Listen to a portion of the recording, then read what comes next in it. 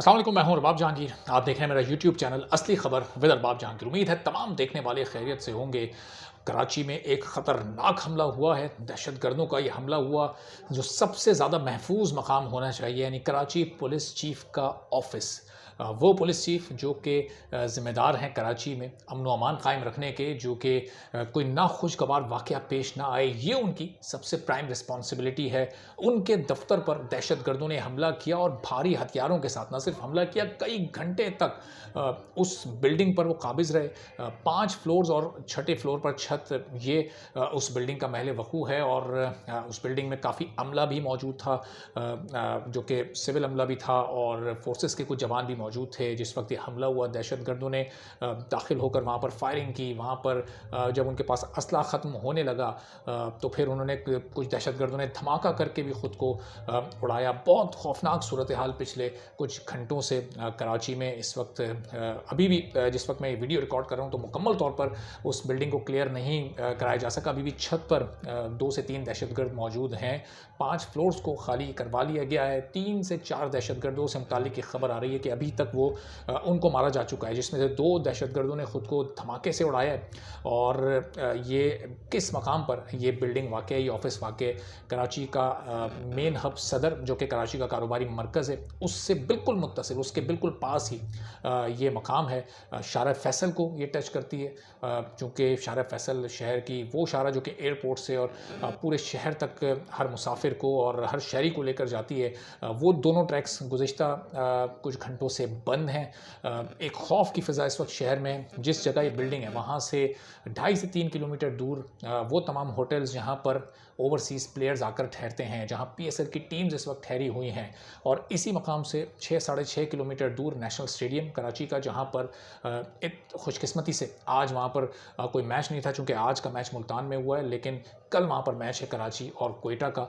और अब इस वाक़े के बाद ये 5 6 से 7 दहशतगर्दों ने जिस तरह से कराची के अमन अमान को तबाह किया, जिस तरह से पुलिस चीफ़ के ऑफिस को बिल्कुल तबाह बर्बाद करके रख दिया है, चूँकि कुछ फ्लोर्स को भी वहाँ पर नुकसान पहुँचा जब धमाके वहाँ पर किए गए, जो कि मुबैना तौर पर, मुमकिना तौर पर खुदकुश धमाके थे, तो उसके बाद वो बिल्डिंग तबाह बर्बाद हो चुकी है। तो ऐसे मौके पर इस वक्त कराची में जो पीएसएल का इनेकाद है वो भी किसी ख़तरे से खाली नहीं है। चूँकि अगर एक लम्हे को तसव्वुर किया जाए कि अगर आज मैच होता जिस वक्त ये हमला वहाँ पर हुआ है, तो कितनी जितनी अभी भी कोई कम टेंस सिचुएशन नहीं थी कराची में, जो माहौल था कम खौफ उसमें नहीं फैला हुआ था। लेकिन अगर नेशनल स्टेडियम में मैच भी हो रहा होता तो उस वक्त क्या सूरत हाल होती, चूँकि ये जो हमला हुआ 7:10, ये बिल्कुल वही टाइम होता है। 7:10 पर ये हमलावर उस बिल्डिंग में दाखिल हुए, तो ये बिल्कुल एग्जैक्टली वही टाइम होता है जिस वक्त पीएसएल का मैच शुरू होता है। और ये बात करना इसलिए ज़रूरी है चूँकि जितने भी ओवरसीज़ प्लेयर्स और ऑफिशियल्स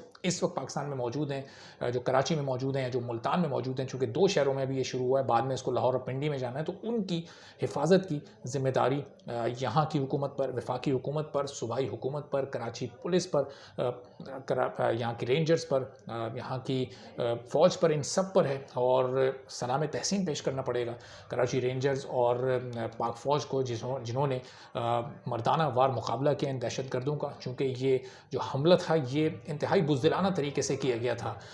पुलिस की वर्दियाँ पहनकर ये तमाम दहशतगर्द वहाँ दाखिल हुए। सिक्योरिटी लैब्स तो बहरहाल बहुत बड़ा है। कुछ देर पहले मुराद अली शाह साहब से बात हुई मेरी, वो ऑन एयर ही बात हुई थी, तो उन्होंने भी ये कहा, वज़ीर आला सिंध हैं, तो उन्होंने ये कहा कि जो सिक्योरिटी लैब्स है उस पर हम तहकीकात करेंगे कि किस तरह से ये दहशतगर्द यहाँ दाखिल हुए। चूँकि यही सवाल उनके सामने रखा था मैंने कि कैसे ये दहशतगर्द इतनी आसानी से दाखिल हो गए। तो इस पर ज़ाहिर है कि जब ये ऑपरेशन ख़त्म हो जाएगा, दहशतगर्दों पर काबू पा लिया जाएगा, बिल्डिंग क्लियर हो जाएगी, उसके बाद फिर ये सिक्योरिटी लैब्स पर ज़रूर तहकीकात होंगी।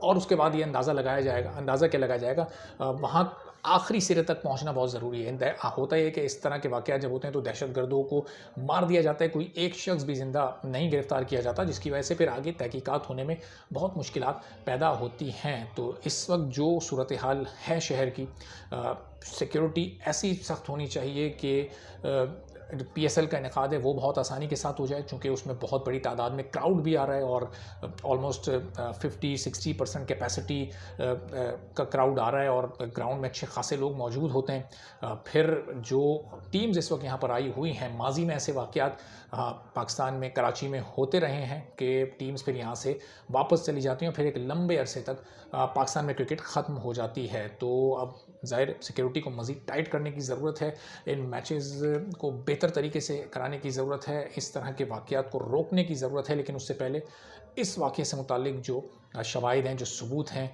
वो ज़ाय ना हों और वो हाथ में आएँ, उनके ज़रिए वहाँ तक पहुँचा जाए कि कहाँ से ये जो इस वक्त सिचुएशन है, ये जो प्लानिंग है वो की जा रही है और आखिर जाकर जो कड़ियाँ हैं वो मिलते-मिलते इस मास्टरमाइंड तक ज़रूर पहुँचें।